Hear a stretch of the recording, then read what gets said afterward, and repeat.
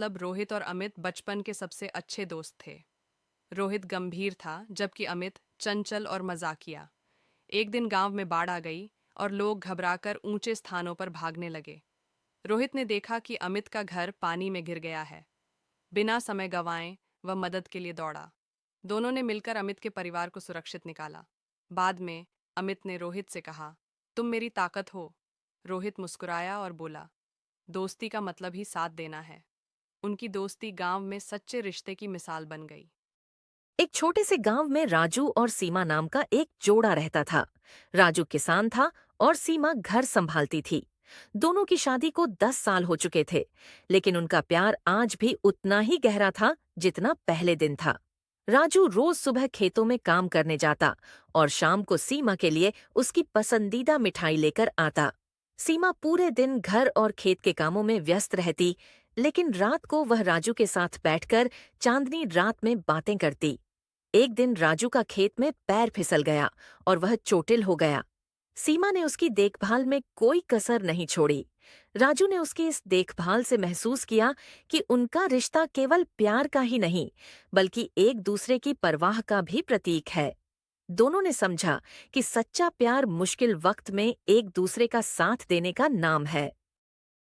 मीना की शादी राजेश से हुई थी और शादी के बाद वह अपनी सास सविता जी के साथ रहने लगी।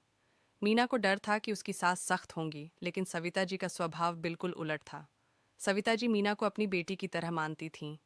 वे हर सुबह मीना को उसके मनपसंद नाश्ते के साथ जगातीं और उसके ऑफिस जाने के लिए सारा सामान तैयार रखतीं।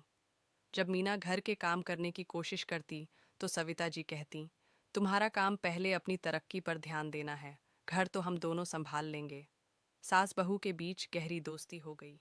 वे साथ में खाना बनाती, बाजार जाती और टीवी पर अपने पसंदीदा सीरियल देखती। सविता जी के प्यार और सहयोग ने मीना को अपने नए घर को अपनाने में मदद की।